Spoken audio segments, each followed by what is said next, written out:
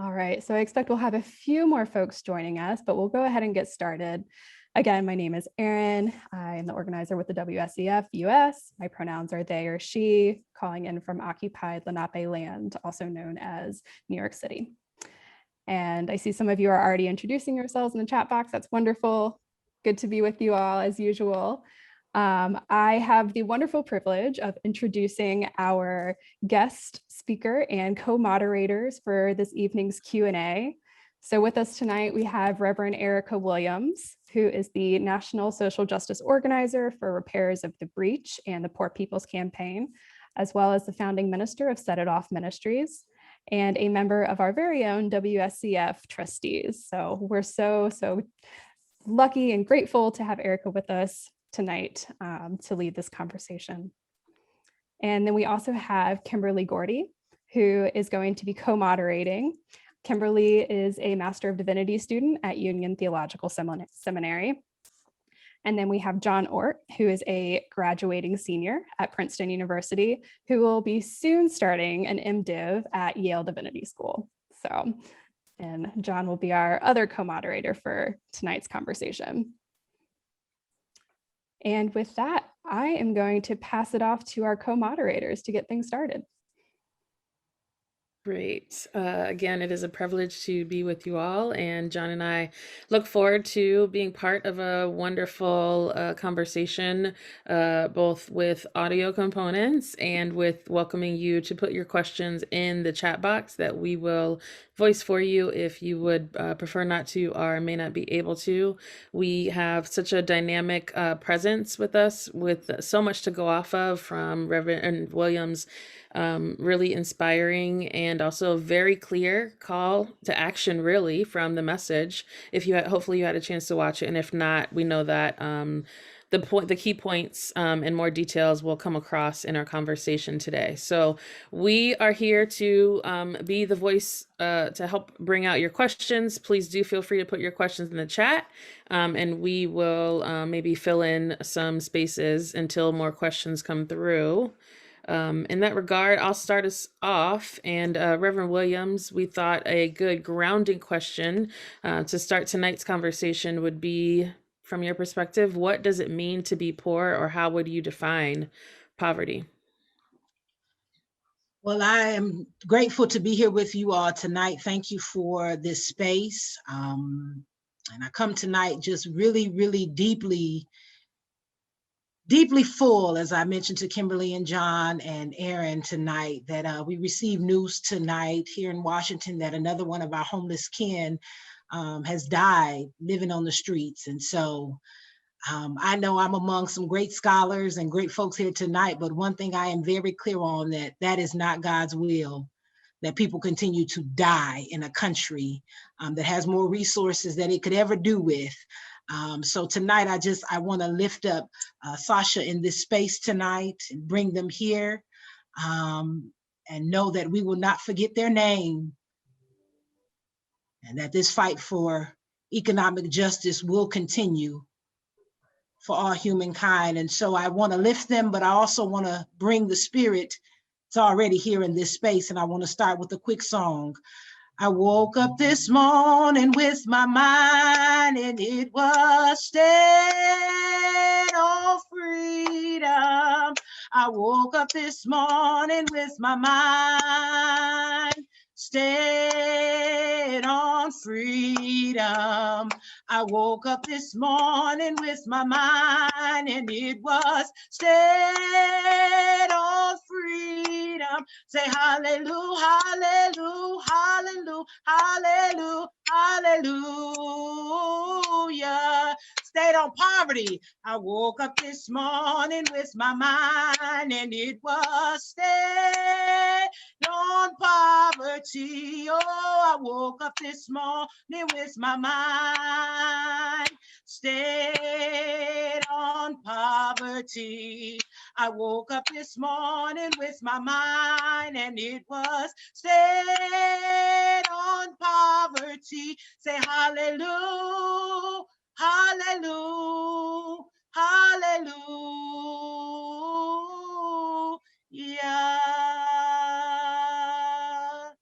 And so the question of poverty, what does it mean when we talk about poverty? What I believe is that poverty is when people don't have the resources that they need to live and to thrive. In particular, when it comes to the area of housing, of education, of healthcare, of food, when people are forced to live and not to be able to have the substance of what is required to live in a society. And so the thing that I often think about is we have a country, in particular here in the US, unfortunately, that is ruled by capitalism.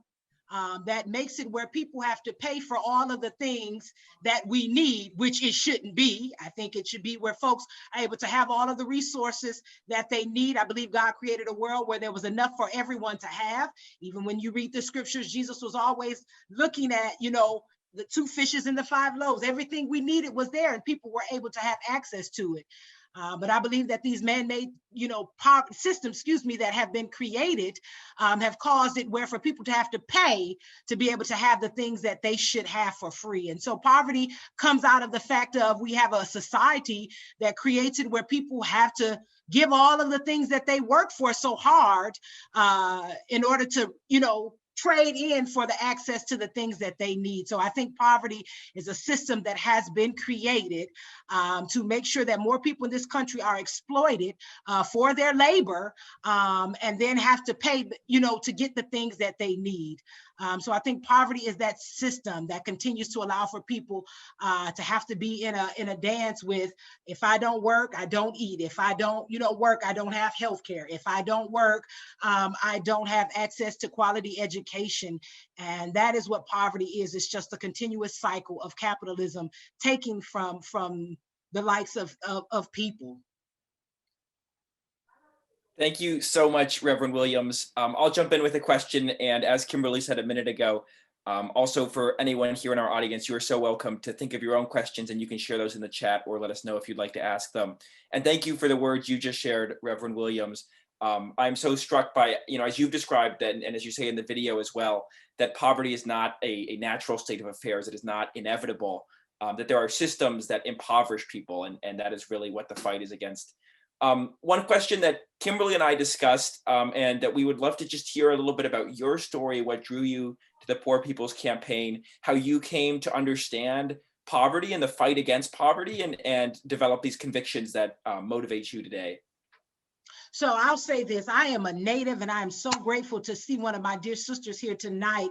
I'm a native of Saginaw, Michigan, which is right next door to Flint, Michigan. And so I was raised, I often tell people, by my grandparents who were sharecroppers from Dothan, Alabama, but they moved to Michigan to find employment. And I often say they had 8th grade education, but PhDs in common sense.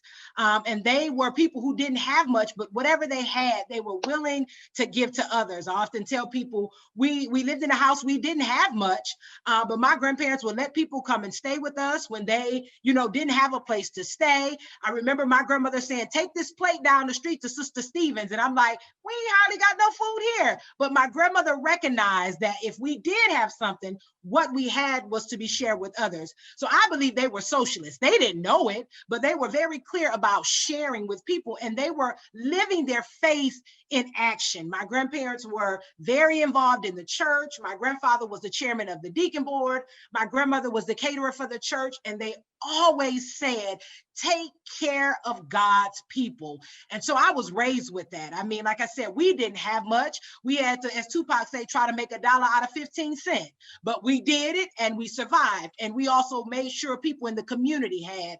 And so I was raised with that mentality. And so throughout my life, I often just really was very clear about, okay, I love God. I am very committed to God, and being a deep follower of that brown-skinned Palestinian Jew, Yeshua, who was very clear about when he stepped on the scene, he said, the Spirit of the Lord is upon me, for he's anointed me to preach good news to the poor.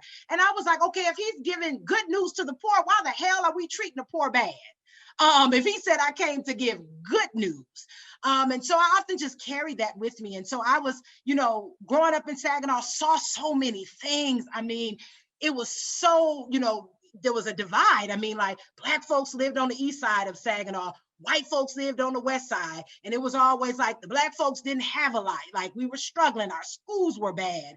And I just kept saying, what is this? Why is it some have and others don't? And so I just went through a lot of different, things and studied. And so I ended up going, well, let me say, before I even went to Divinity School, the reason why I went is I was living in Lansing, Michigan, and I was director at a Boys and Girls Club at that time.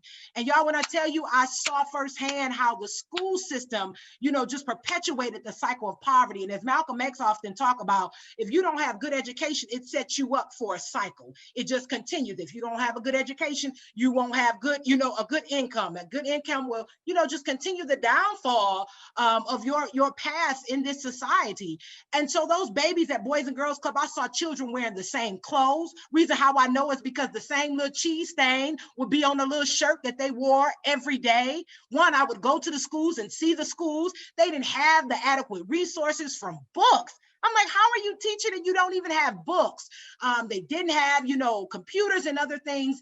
And not only that, a lot of these children who I saw lived in places that should have been condemned, y'all. Like, as King talked about, how can we be so concerned about the souls of a person, but not concerned about the slums that damn them? And I kept saying, look, I don't see how this is following in the path of God.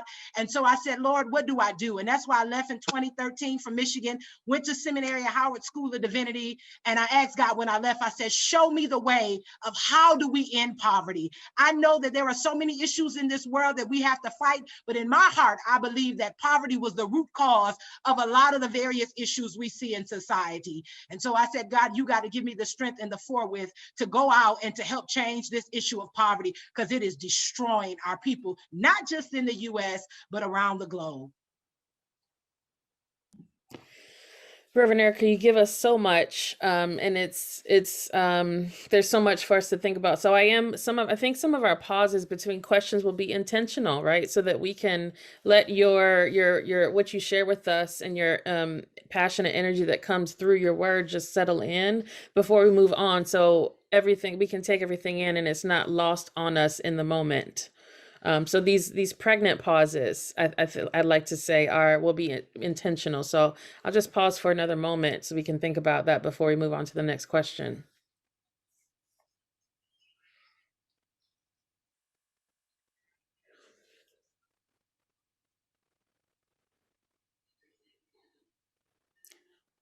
And part of what has rung out for me, both listening to your message and listening to you on this conversation so far, is about the ways that society has tried to condition us to believe that there is scarcity when there's abundance. And those of us that know the word of God know that that is a lie and that is not of God.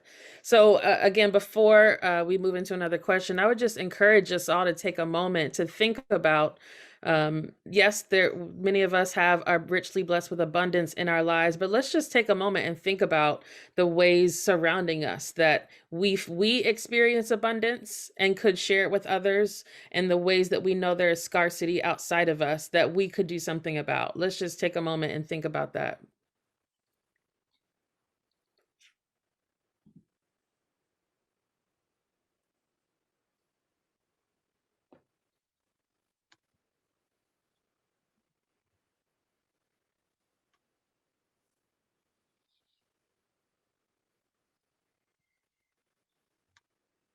And if you are so moved to share in the chat what comes up for you anytime throughout our conversation, that would be welcome, so that we can support each other in calls to action, and that the conversation doesn't just stay in this Zoom or stop here. To bring out a couple of the themes in the message, just in case everyone hasn't had a chance to watch it. One of the things that stood out for me, Reverend Williams, is you mentioned that Dr. King named 3 themes way back during his time: racism, poverty, and militarism. And I was just curious, your thoughts and observations in your work on has that changed at all since Dr. King named them? How or why not? Or if not, why not? No, it has gotten even worse. I mean, when King and folks brought together the Poor People's Campaign in 1967. There were about 40 million poor, low-income folks in this nation. And so we did an audit on America, because the Poor People's Campaign, as Bishop Barber always say, we will not be loud and wrong. And so I'm probably loud tonight. And I may be wrong on some things, but I'm not wrong when it comes to this topic of poverty, because America has shown itself time and time again. And so we did an audit called The Souls of Poor Folks, America from 1967 to current. And what we found, and this was 2018, that there were 140 million poor or low income people in this nation. So I'm just talking about here in the US. I can't even begin to talk about what's going on around the globe. And so here in the US, we saw that, and we saw firsthand that 67 million of those were white people. And y'all know that in this national narrative, what it always says is it's Black and brown and First Nation people. Well, that's not true. In this country, the poorest demographic is poor white women and children.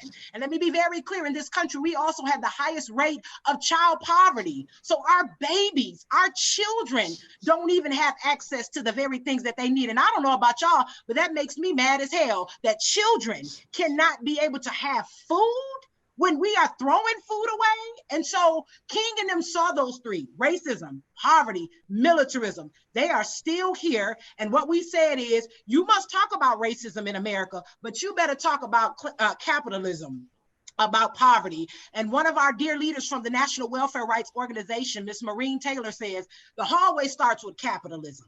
That is where it starts. And you keep going down the hallway, you'll see racism. So we gotta stop just always talking about this fight against racism. It's an issue. Trust and believe me, it's very evident. But classism, capitalism is our enemy in this nation.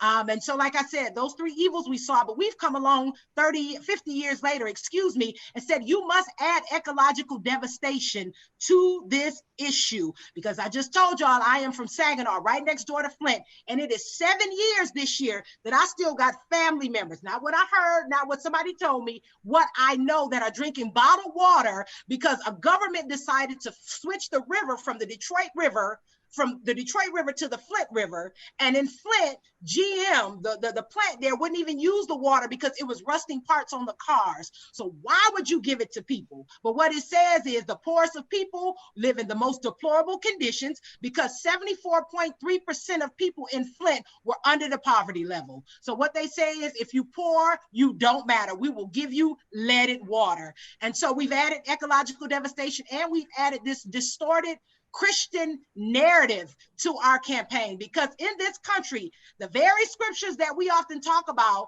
the one question that Reverend Liz asks in her book, what did Jesus really say about when he said the poor with you always? We know that there are many people who say that it's basically just a way Christ was saying that the poor will be with you always. That is not what Christ was saying. And we have got to take back this Christian stance. And that's why I'm so glad to be here with this group tonight, because we need some real warriors in the universities, in the public square, in the churches, and everywhere, calling back this radical revolutionary call for Christ, because Christ was all about giving good news to the poor, not taking it from them. So those 5 evils, yes, King saw those 3, but we added those 2 to it, and it is still very, very much a problem in the US and abroad.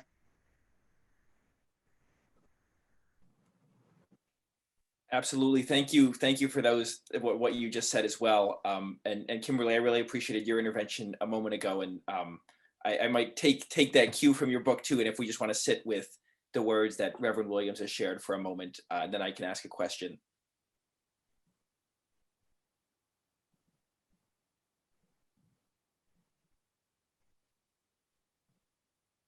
And while I do ask this question too, just now, as you know, you are so welcome. We really do welcome your questions. And there, I'm sure we're all thinking about, the similar kind of topics here, but don't hesitate to let us know if you would like to ask a question.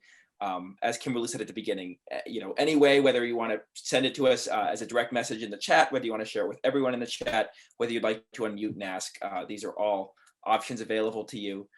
I'm thinking, Reverend Williams, with the response you just gave, and also what you said in the video, in your reading of scripture, you discuss how patriarchy sustains inequality and in many ways exacerbates poverty. I'm also struck from the video when you discuss the life of George Floyd and the fact that his impoverishment, right, the American society that impoverished George Floyd, that was the injustice that he bore for his entire life. And it, as you said, is not just a matter of the police brutality and the police racism that took his life, but this lifetime of poverty. And I'm curious, I'm just thinking about, in the fight against poverty, as you said, poverty exists and thrives at the intersection of so many other forces. And in some ways, to eradicate poverty is to eradicate all these forces. How might our efforts to fight poverty be intersectional and take stock of, to Kimberly's question too, the evils that Martin Luther King Jr. identified? How can we reckon with all of this, if that makes sense? And certainly, as you said, foreground poverty, but also have a sort of intersectional approach. Well, the first thing we got to do is really become clear and understand poverty. And so I want to say tonight, I'm so grateful, not just because I work with the Poor People's Campaign, but I even see one of our key leaders, Sister Angela Martin, on here tonight. Thank you for being here, one of the fighters in Maryland, who we recognize that this nation don't want to be honest about poverty. Like, we do not often talk about poverty. Y'all president, I'm sorry, please don't put me out the chat room tonight. Even this past week talked about the middle class building this country. Where is the middle class? I really want somebody to point me to the middle class in this country. But what we often talk about is there's a middle class, but what I believe and what we're seeing, and I've traveled across this country, there are either the haves or the have-nots. And most people, we did the audit again, most people in this country are like $400 away from being, in poverty. They're from an emergency. And COVID has only exacerbated this.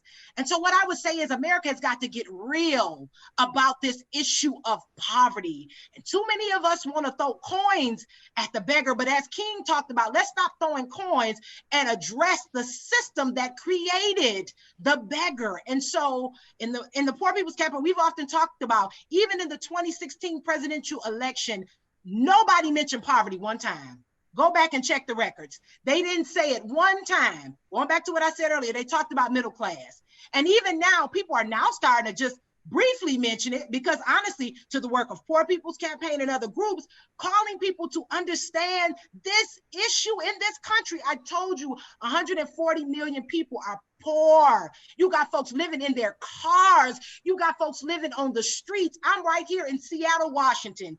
Right here in Seattle, Washington, where two of the richest people in the world live, Jeff Bezos and Bill Gates, and they have money. You see it all across this country. But I was walking down an alleyway a few weeks ago, taking food out with some students, and I thought we were going through the alleyway just to get to another street. There were trash cans everywhere, and we found young people living in those trash cans. Like, they were living, they were sleeping out there. Their clothes and everything were there.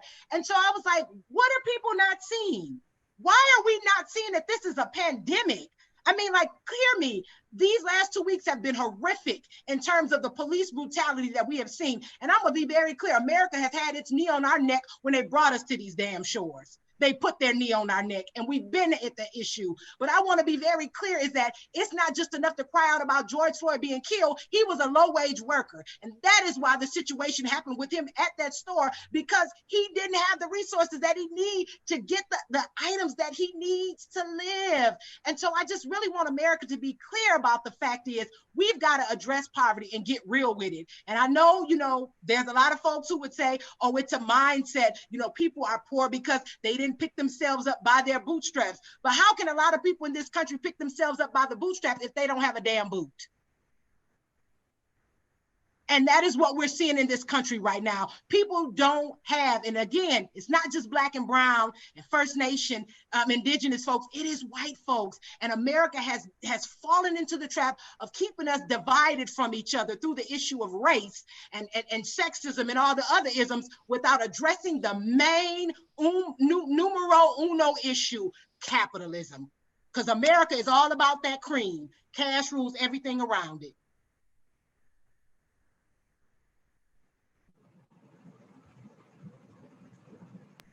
If you don't know that song, now's a good time to go look it up.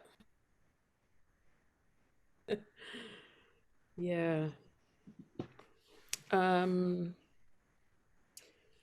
Reverend Williams, one of the things that also rang out for me from your message that I think is useful to bring up, early in the message, you encouraged us to use our imaginations, right? With the reference to myrrh, or you encourage us to think about it in more modern terms. And I had just finished my intro to preaching course this semester last week, and we talked about moral imagination. And so I'm wondering if you could speak a little bit to the role that moral imagination might play in today's society in general, and specifically as it relates to addressing poverty in the United States. So I asked the question of all of you, how would you feel if you didn't know where your next meal was coming from? Think about it. If you didn't know where your next meal was coming from, if you didn't know where you were going to lay your head tonight, for my U.S. kinfolk, I know it is almost time for y'all to be in the bed. A lot of y'all should be there. If you didn't know where you were going to sleep tonight, what if we didn't have all these degrees and all the things that we have had access to? How would you feel? Think about it. Just think for a minute. How would you feel if you didn't have access to food, education, housing, hell, even healthcare? We're in a global pandemic right now. That is what majority of the people across the world are dealing with right now. And I don't know if we have any kinfolk on here tonight from India, but my heart goes out to you. I send you all so much love and prayers. My heart is breaking at the fact of what's happening to our people in India. And I've been to India and I've seen the extreme poverty that people live in there. So this pandemic has only shown us really what has already been happening. So the imagination that I would say that we need to put forth is seeing a world where nobody is looking for their next meal. Nobody is sleeping on the streets. Nobody is worried about going to the hospital or going to the doctor and being scared to go because they don't have the resources to pay the bill. And even some of us, the finest institutions that we've went to, how do some people don't even get access to even education at the elementary level? So the imagination I want us to think of, and the moral one, is to envision the world that God intended for us to live in. One that was abundant, one that was lush, one that when elderly people didn't have to worry about if they was not going to be able to pay their bills and then not have their medication. That's what my grandmother lived with. A world where our children would have the things that they need to thrive. A world where people, as I said earlier, wouldn't die on the streets because they don't have a place to lay their head. And there is so much more. But I wish we could think of a world where everybody is thriving. Everybody is saying, as my grandma used to say, howdy, howdy. Nobody is oppressed or depressed. Even this mental health month, so many of our people are suffering because we don't even have the access to good quality mental health resources. A world where people had everything they need. That's what I imagine, and that is what God wants for us. And that is our duty. As Prophet Oscar Romero talks about, it is our duty to be prophets of a destiny not our own, to do what we can in this lifetime to make it better for all people, and then to pass the torch. I don't know if I answered it, but baby, my heart is so full. That is what I envision as moral imagination, us envisioning a world that's free for all people.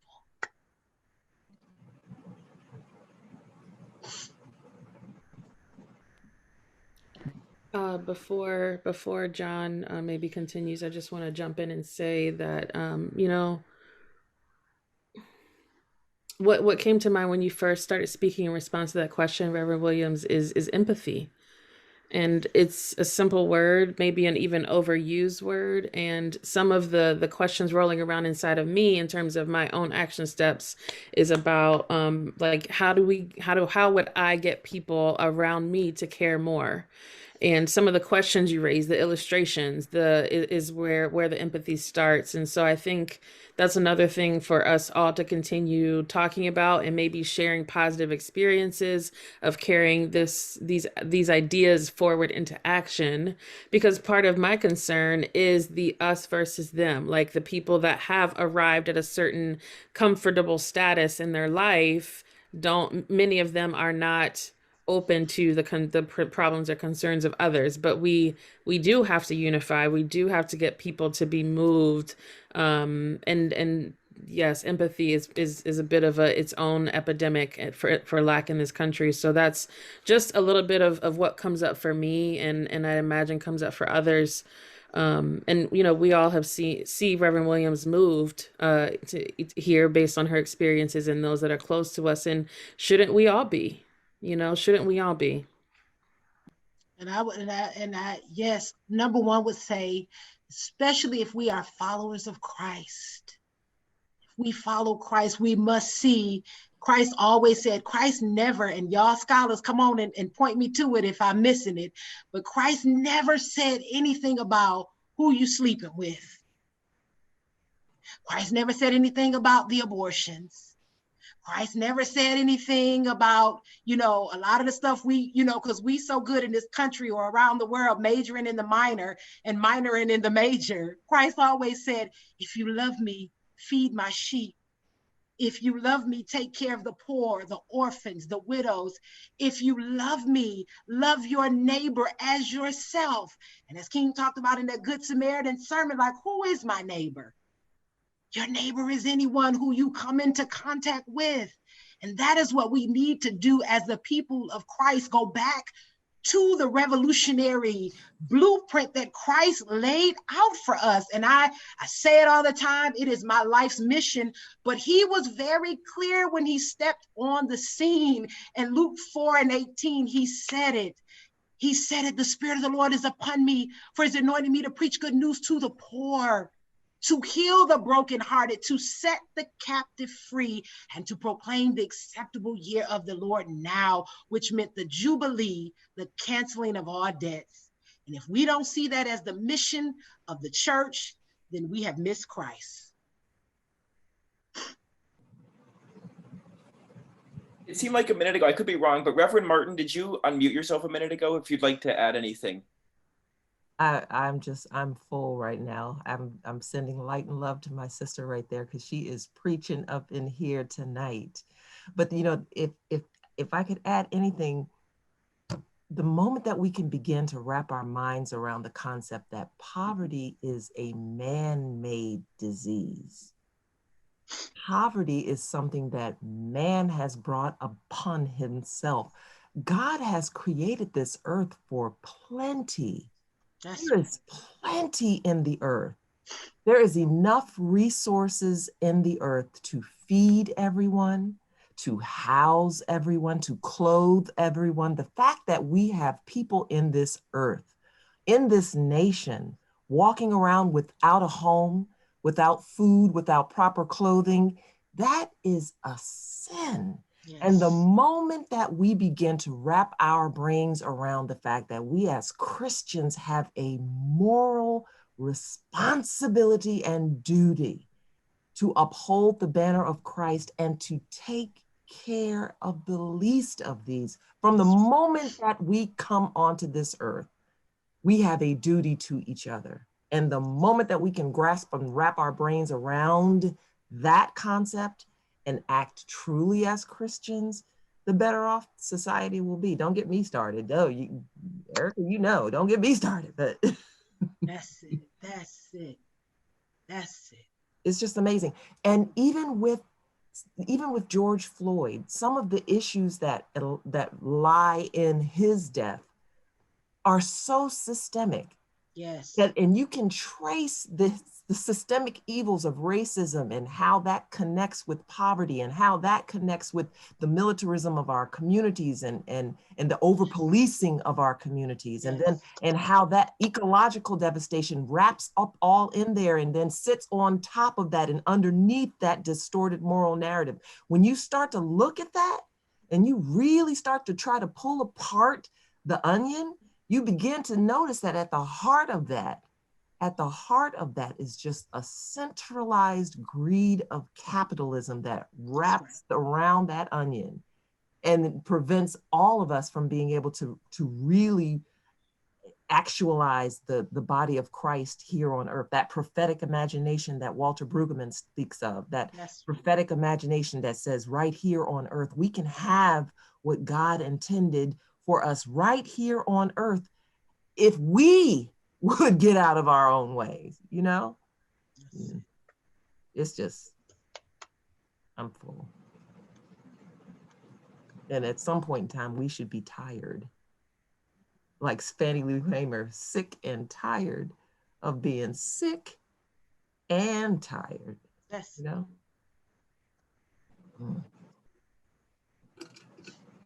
Thank you so much, Reverend Martin, for Yes. what you just said as well in conversation.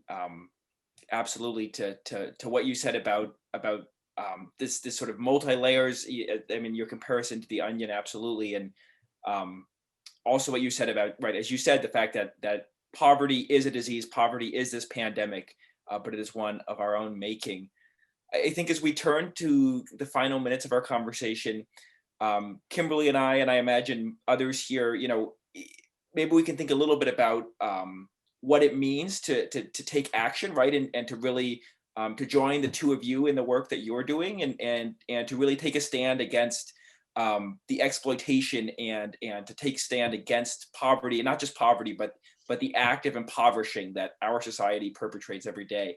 And with that in mind, you know, Erin had pointed out that in the video, Reverend Williams talks about forgiving debt as one act that really has this radical potential because it just completely defies the capitalist logic of repaying. And so I just share that. I mean, I think this is a question maybe for everyone, for Reverend Williams, Reverend Martin as well. Just thinking about what kind of steps we might take. What does it look like on a kind of daily basis to be doing that work? Well, I want to just lift up one of my favorite quotes that I tell folks all the time is, here's one of the things that we have to develop this mindset. This is by one of my heroes, Fannie Lou Hamer, who said, Christianity is being concerned about others, not building $1 million church while people are starving right around the corner. Right. Christ was a revolutionary person out there where it was happening. That's what God is all about, and that is where I get my strength. And so I think we have to get a mindset because I think so many of us want to do charity and not justice. And so I think we got to shift our mindset from just, you know, giving a few dollars, you know what I mean, to, you know, feeding people and doing things. That's good. But we have got to see that, as my dear sister Angela said, this is systemic. And we have got to do justice work. So getting that as a mindset, not charity, but justice. The second thing is looking at in our own space.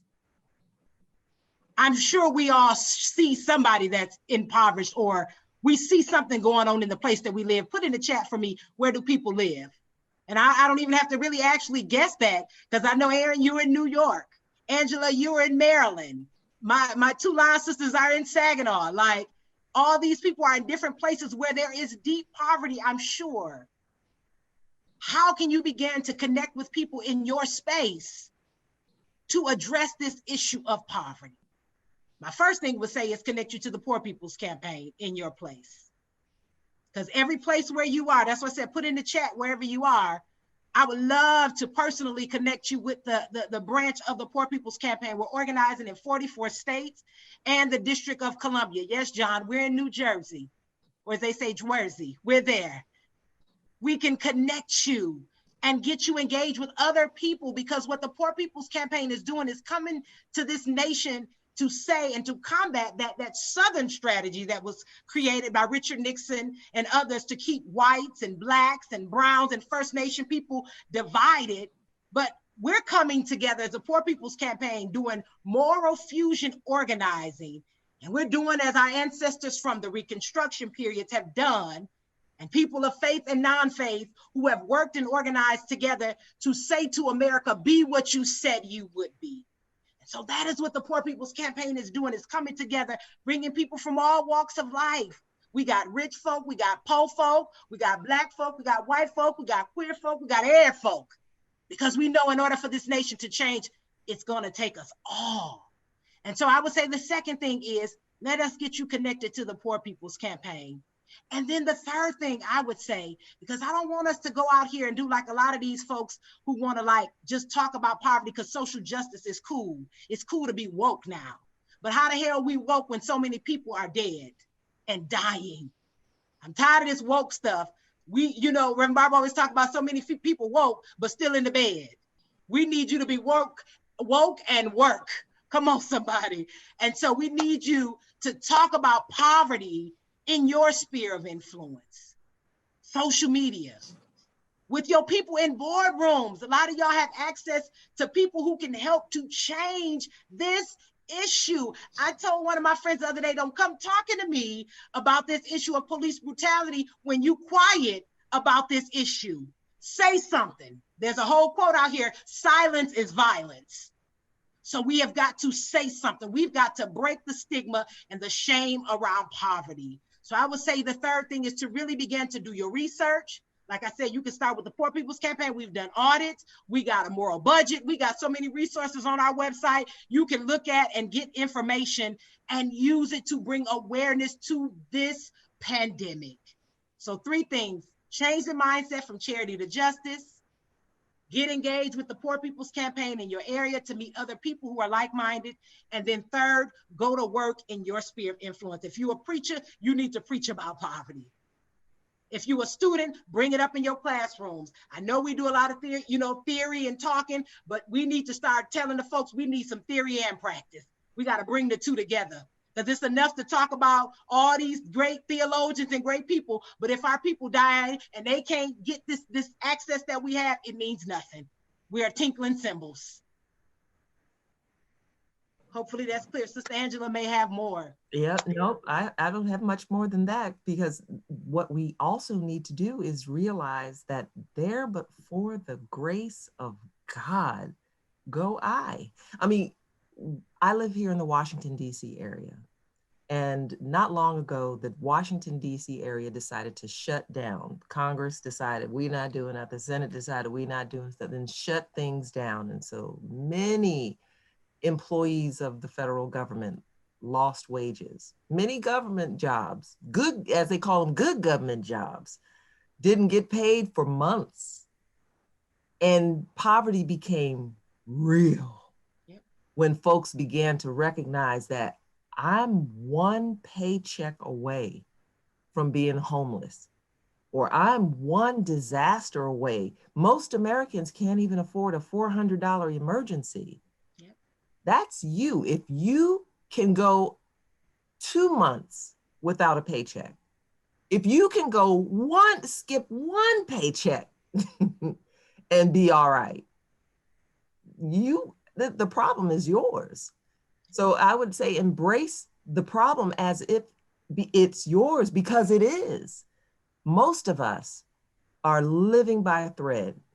We are one accident, one devastating, debilitating healthcare crisis. We are one emergency away. Let someone total your car, and then at the same time you lose your job or get laid off. And let those 2 events happen in your life and see how you be able to come back from that. Our social safety net has been destroyed. And there are millions of Americans each and every day falling through the cracks. And so we have to fight as if the battle was ours, because ultimately it is ours. It's our issue. So we can't sit on the sideline and say, they have a poverty problem. I got a poverty problem. And I gotta save my life. If nothing else, you need to save your own at this point, because we have to take care of each other, like each other. We have to love each other enough to say, not on my watch. I'm not having children eating out of trash cans on my watch. I'm not having Americans putting children in cages on my watch. It cannot happen. It just can't happen on our watch as Christians, especially not on our watch. God is not pleased. God is not pleased, y'all. So we have to go to work. We have to go to work. It's our duty to get up each and every day to continue to fight and press so that each and every person who is dying of hunger, who is leaving each morning, working sun up to sundown and still can't afford to feed and clothe their children properly. The poor are not lazy. The poor are not lazy. And that's that distorted moral narrative that continues to be pervasive about the poor. They're lazy. They just want a handout. They just want someone to come and fix their problems for them. They don't want to do for themselves. No, the devil is a liar. We know better than that. And we have to do better by our nation and by ourselves. Mm-hmm.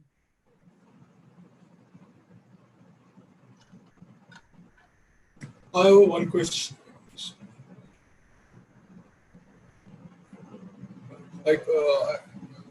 Go for it, Erin. I have a problem with the mic, I guess.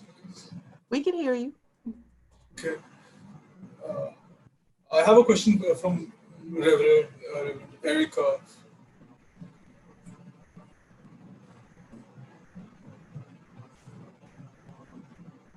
I totally agree with you. I think I have a problem with them, right? Because it's echoed back. We hear you just fine, Erin. Okay. So my question was,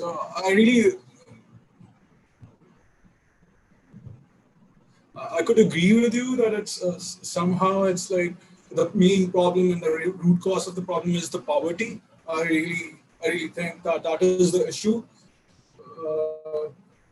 And even being in Pakistan, I really think that the main root cause for every problem is the poverty thing, because political justice, you cannot have political justice, you cannot have social justice until you have an economic justice. It's very much equally tied with these two things. So I really want to know, when there are systems which are politically built in a way, when the system's politically built in a way that persecute you or marginalize you, then how can you fight back? Like economic systems, being in a country where you don't have that much kind of a voice, where you don't have that much kind of resources, how can you fight back? What can you do in that circumstances? That's a good question. If I'm here, you're asking like, how do we fight back politically in terms of economic justice? Am I hearing that correctly? I'm sorry, I was having a hard time hearing. Kimberly or John, was that kind of the phrase? So I think here in the US, we're a little bit behind because here in the US, we fight the poor and not poverty. We don't have a systemic mindset of it. And we often say in the Poor People's Campaign, it's taken us 400 years to go from free labor to $7.25, which is the federal minimum wage. And we having a filibuster right now about giving people $15 an hour. I don't know who can, like, how many of y'all, if you go to Mickey D's, as my grandma used to call it right now, you're not gonna get a meal under $7. And a lot of our kinfolk who work at McDonald's, that's what they're making. And then they're not even, they're putting food on our table every day, but don't even have access to put food on their own table. So here in the US, we're behind because we often think that we're gonna get our freedom from the administration. And I'm here to tell you, the administration is not gonna set us free. It has always been the people to rise up against it. And so that's why the Poor People's Campaign is coming alongside now to organize to do it. As what Mr. Willie Baptist always talked about, we get what we organize to take. And we can learn a lot from our kinfolks in South Africa, where I've had the opportunity to go 3 times and do some grassroots organizing there with the shack dwellers movement. And one of the things we've talked about in South Africa, and I wish some of the Conrads were here tonight to say more about it, but in South Africa, yes, the ANC, when Nelson Mandela came into power, they took political power, but the people were still deeply impoverished. Folks who were in top levels of the ANC were able to get, you know, some wealth out of being in that political power, but the folks there in South Africa are still deeply living in the apartheid. Like, I've been there. I've been to Langa, the Black community, and Guguletu and Mitchell Bay, where folks are living in shacks. That's what I said. You should look up the shack dwellers movement there. But what they have done is they've come along and they're building a socialist party. And they are organizing people from all across South Africa to get people together to fight and to take political power. And so that is what I think we really have to learn from a lot of other countries and do here in this nation and build our own power. We've got to build our own party and power, because I'm sorry to tell you, the Democrats or the Republicans, ain't neither one of them gonna do it. They are both the ruling class. I'm sorry, y'all can put me out of here tonight, but I'm sorry. We just had our vice president say that America was not a racist country. I don't know where the hell she been living. She went to Howard University, where I went. She is in the D9 movement. Let's be real clear. She know what it's like. She know what it's like. And that was an insult to people who are dying at the hands of this racist country. And so we have got to see that we've got to build our own power and do like the folks in the Reconstruction periods, because it's not going to come from the White House. I'm sorry, y'all. That ain't where it's meant to come from. They are there to be the ruling class and to keep the 500 Fortune 500 corporations in power, y'all. So it is all about the people organizing, Erin, and that's just my belief, and getting power, as Fannie Lou Hamer said, that cannot be denied, to take over the system and to destroy it and build one that is of power, of love, and justice.